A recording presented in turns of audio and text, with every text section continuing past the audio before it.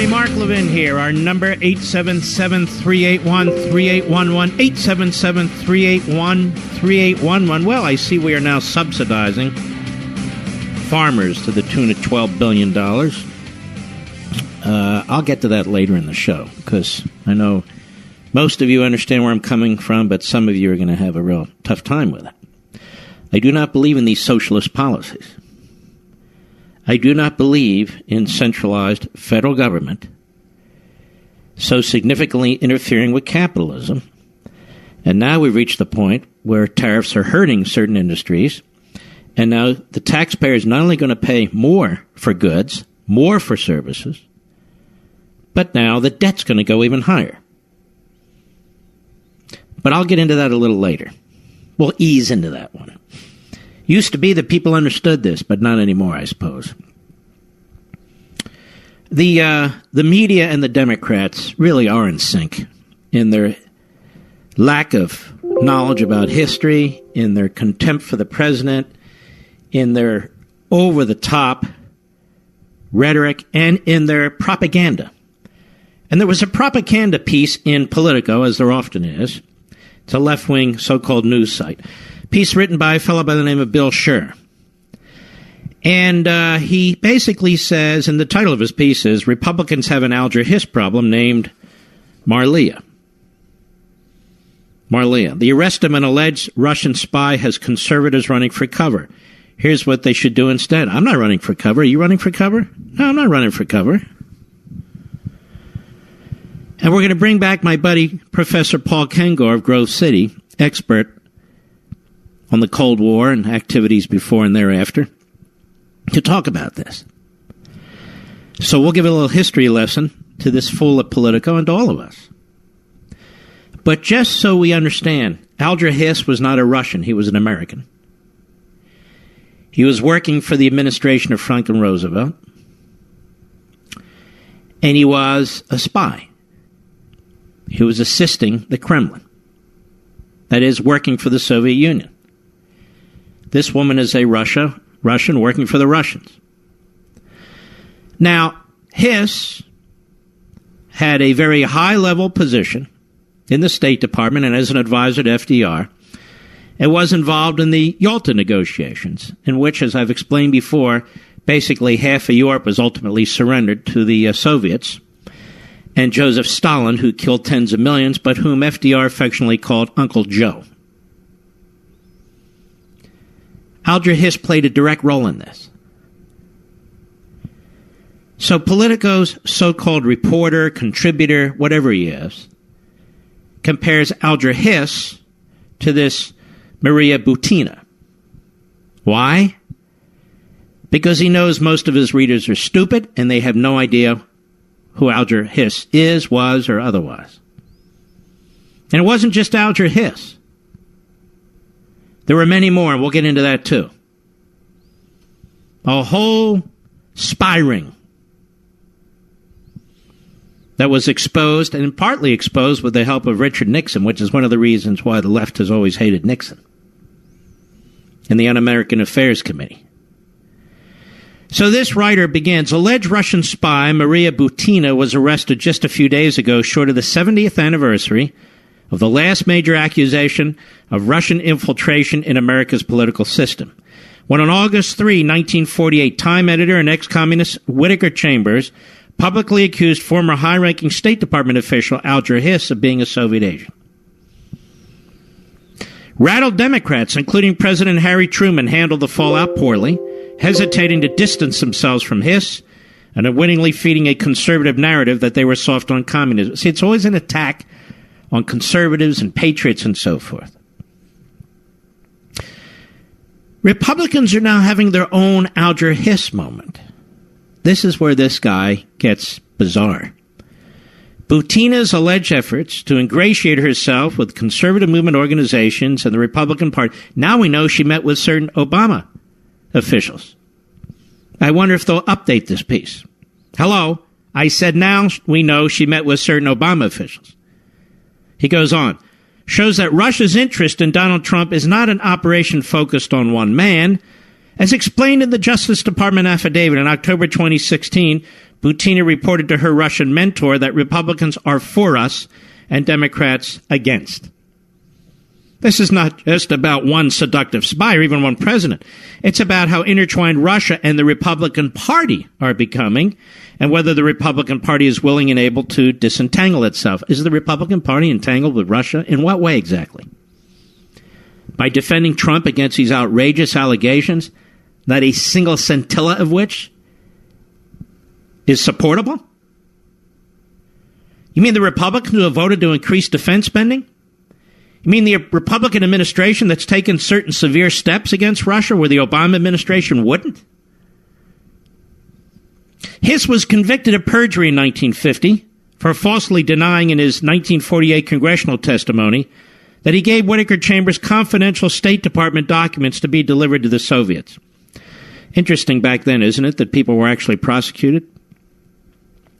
He served 44 months in prison, then spent the next 42 years maintaining his innocence, even after intercepts declassified just before his death strongly indicated Hiss was a Soviet agent for years. And by the way, the Democrats supported Hiss, many of them to the end, claiming, no, of course he's not of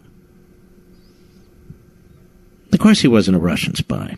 Shortly before his fall, Alger Hiss had risen high enough in the State Department to serve as acting General Secretary of the United Nations during the 1945 San Francisco conference that finalized the international organization's charter. When rumors of his Soviet ties prompted his resignation at the end of 1946, his reputation remained strong enough for a Republican, John Foster Dulles, to engineer a smooth transition into the presidency of the Carnegie Endowment for International Peace. His guilt, how come he's not talking about the Democrats? His guilt, while hotly debated for decades, left a lingering stain on the Democratic Party and on liberalism. No, it didn't. Did it leave a lingering stain on them? They do all kinds of crackpot stuff. Does it leave a lingering stain on them? He's just trying to set up Trump and the Republicans, making it difficult for the party to win the public trust on matters both foreign and domestic. If Republicans handle their Alger Hiss moment as awkwardly as Democrats did, they face a similar fate. What Alger Hiss moment? Why was Hiss such a touchstone for the Cold War era? Because for much of the left, he was an honorable man who served 14 years in 3 government departments during the Roosevelt and Truman administrations, only to be smeared in a wave of anti-communist hysteria. He wasn't smeared. Somebody had a scent on the guy. For the right, he was proof that communists were crawling throughout our government, and that liberal Democrats should be suspected of harboring secret anti-American agendas. As Whittaker Chambers wrote in Witness, by the way, a great book, if you haven't read it, when he fingered, hissed, and aimed at communism, he also struck out at the forces of the great socialist revolution, which in the name of liberalism has been inching its ice cap over the nation for 2 decades. That's what Chambers said, and he was correct. Now, once served time, even though he was never convicted of espionage, the right had the upper hand in the argument. Now, see how a liberal writes and thinks? The right has the upper hand, the left has the lower hand. No, the problem is progressivism, statism. The problem was FDR. It's not the right having the upper hand or the lower hand, but this guy has to create the scenario to act like Donald Trump is facing an Alger Hiss moment, and so are we. No, we're not. The case marked the beginning of the post-World War II ideological fault lines that would shape American politics during the Cold War. The dueling testimonies of Chambers and Hiss to the House Un-American Activities Committee riveted the nation. The relentless pursuit of Hiss made a young congressman from California, Richard Nixon, a rock star in his party before there were rock stars. Days after Hiss's conviction in 1950, Senator Joe McCarthy infamously took the anti-communist crusade to the next level, waving a long list of names he dubiously claimed were Communist Party members working in the State Department. Isn't this similar to the Democrats, waving their lists around? Accusing people of colluding with the Russians? They must have something on Trump. Isn't that the next line, the new line? The Truman administration was blindsided, though it shouldn't have been. The FBI had been investigating Hiss in 45 and 46. And Secretary of State Jimmy Burns and Undersecretary Dean Acheson were fully aware, though Truman may not have been, That scrutiny led to Hiss's quiet resignation, and yet Truman condemned the 1948 hearings as a red herring that was serving no useful purpose and slandering a lot of people that don't deserve it. After the conviction, Acheson, now Secretary of State, remained loyal to his longtime friend, Alger Hiss. Whatever the outcome of any appeal, I do not intend to turn my back on Alger Hiss, said Acheson, citing the Gospel of Matthew for good measure. All Truman would offer was less dramatic, no comment. Now, their posture, he writes, was politically devastating, especially since Alger Hiss's case overlapped with the communist takeover of China. Truman and Acheson lost China, conservative Republicans thundered. Well, they did, as a matter of fact. One Republican senator even speculated that Hiss had shaped the State Department's China policy. The 1952 Democratic presidential nominee, Adlai Stevenson, suffered as well. In 1949, he'd given a deposition for the perjury trial in which he said Hiss had a good reputation and that he hadn't heard any speculation of communist sympathies.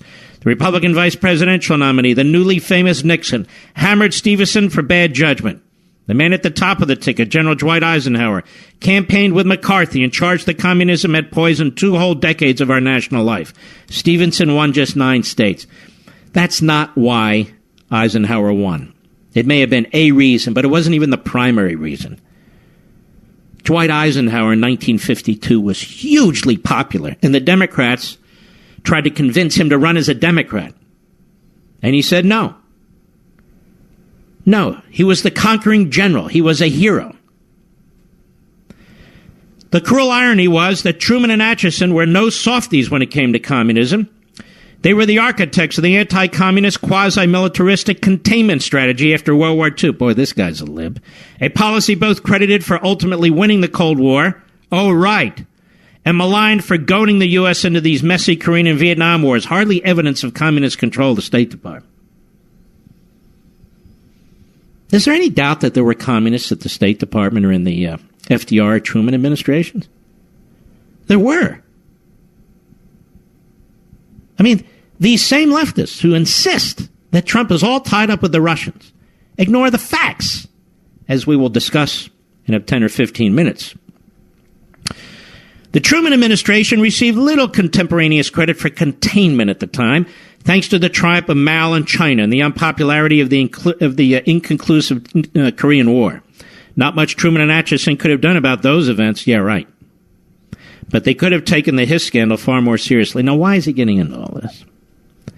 Well, he tells you why. Fast forward to today. We have evidence of a Russian spy infiltrating the conservative movement of the Republican Party in order to influence U.S. politics and foreign policy. We have copious evidence of Russian meddling, here you go, in the 2016 election to help elect a Republican president who has proceeded to frequently parrot the Putin line. Interesting, though, he doesn't mention that Obama told everybody to stand down. What's that all about? Surely our conservative elder statesmen, who for years crowed about Hiss, wouldn't repeat the same mistakes as Truman's Democrats, right? If anyone should have learned political lessons from the Hiss affair, it should have been the fervently anti-Russian yet pro-Trump conservative commentator, and then he does a hit on Hugh Heumann. Goes on, the typical Republican reaction on Capitol Hill was to welcome Trump's grudging, not so credible walkback from a few of his Helsinki comments. On the Butani case, we mostly hear silence from conservatives, including from Butina's main mark, the National Rifle Association. Though Fox News host Tucker Carlson spent 3 minutes with the Washington Examiner's Byron York downplaying the charges, and some far right-wing voices are even thanking Russians for their participation in American politics. They saved us from Hillary, after all. It goes on. Even among Putin critics, flirtations with Russia don't enrage conservatives today the way they did 70 years ago, because we're not presently in a titanic struggle between communism and capitalism that seems to threaten the American way of life. Of course, at the time when Hiss and a handful of others lower in Roosevelt administration were part of the communist underground, so-called, in the 1930s, the Cold War had not yet begun, and during World War II, America and Soviet Union were allies of convenience. And it goes on. You get the point here? At the end, he says, Soviet communism is dead, but Putinism lives, and is all too often echoed by Trump and his loyalists. Republicans have a choice to make: repeat the mistakes made by Alger Hiss's defenders out of short-term political expediency, or live up to the honorable example set by Whittaker Chambers, even if it means taking the chance of joining the losing world. So you see, ladies and gentlemen, this what's-her-name, who has infiltrated the conservative movement and the Republican Party, and I might add, met with Obama officials, and we don't know the full extent of that because Mr. Mueller hasn't helped us with that, nor have others, is like Alger Hiss? Really? Well, we need to pursue that a little bit more deeply than Politico.